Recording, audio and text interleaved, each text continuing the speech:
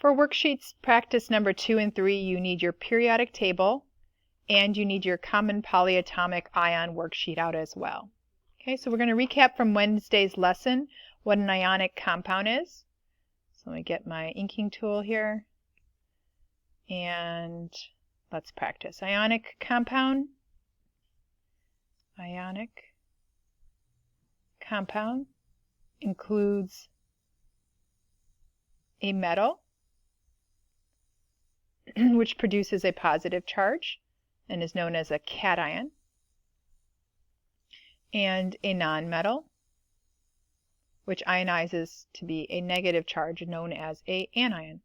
So we have ionic compounds, and practice 2 and practice 3 do focus on ionic compounds, but there will come to a practice next week that will have everything combined. So I want you to make sure you're aware of what we need to check prior to either writing a formula or writing a name.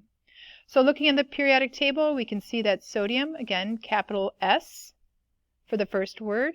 Sodium is symbol is Na, and its charge is positive 1. Then we have the word carbonate. So this is where I want you to be aware that the ending is not IDE. For honors chemistry, there are only 2 polyatomic ions that end in IDE, and that would be cyanide and hydroxide. Again, this is not a rule or a trend. It just happens to be in honors chemistry. We have you memorize and know 2 common polyatomic ions that end in IDE. And why I make you aware of this is because if it typically ends in an IDE, you would find that atom on the periodic table. However, this ends in ATE. So this is going to indicate a polyatomic one that you need to memorize, but we have the worksheet in front of you. Poly means many, atoms means atoms, so many atoms put together. Looking up carbonate, we're going to find out it is CO3, and it has a charge of a -2. When you write positive or negative, it doesn't really matter if you write the 2 negative or -2, both mean the same. The next rule for polyatomics is to include parentheses, and there's a reason behind this. Whatever subscript is outside of the parentheses indicates how many molecules you have of that. In this case, that molecule, this polyatomic, is carbonate, CO3. When we take the values only and crisscross them down, we'll note that we only have 1 molecule of CO3. So when we rewrite the final answer, we'll have the subscript, and then we'll erase those parentheses because we only have 1 molecule of CO3. Our next example is potassium. Notice that potassium starts with a capital letter, and there is an error right here. So change that typo to be a lowercase c on the second name. Potassium is on the periodic table. Its charge is +1, so we place that K plus 1 in our work.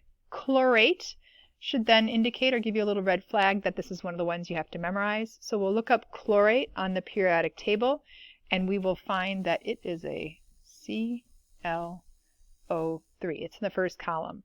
Chlorate is a -1. I'm going to write that differently so you can understand that it doesn't really matter where you put the negative as long as you put the negative in your work. We're going to put the parentheses around the polyatomic. I'm going to crisscross those values. Because the values are 1 and 1, we can simplify and do not need to reiterate that we have 1 atom of potassium and 1 molecule of chlorate, and that would be potassium chlorate. Let's go further down and show you an example. If we're given the formula, how do we write the name? So first thing, when you're looking at everything combined and all the examples, you'll note that there are more than 1 atom put in this formula. So there's Na, there's a C, and there's an O.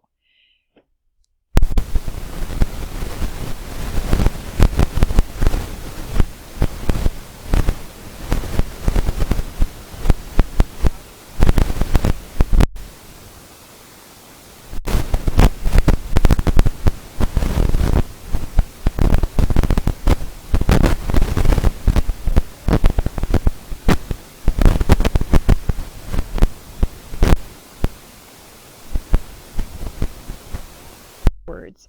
If you knew this was sodium oxalate, oxalate's charge is a -2. Sodium's is a +1. Therefore, you don't no longer have those parentheses around C2O4, and that 2 was brought to the subscript of Na. Let's go to the next one. We have 3 atoms, so this includes a polyatomic. And if you notice, I typically will include the polyatomic as an anion, the nonmetal portion, the second portion of the formula.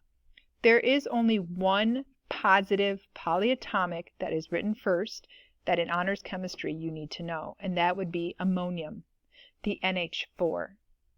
Other than that, it's always going to be the polyatomic is the anion, the second portion.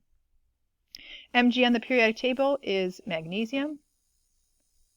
So I will write that down as magnesium. And then I'll write down carbonate, because CO3 is carbonate. I apologize for Cooper, my dog, being included on this lesson. All right, so we have magnesium carbonate. Again, I'm going to work backwards with this. Magnesium is a +2 charge. Carbonate's a -2 charge, and therefore that's why we have no parentheses. A 2 and a 2 reduced to 1 and a 1, and that's why the formula looks like MgCO3. All right, so now I want you to practice worksheet number 2 and check your own answers with the answer key. And then pull out worksheet 3 and we'll get started.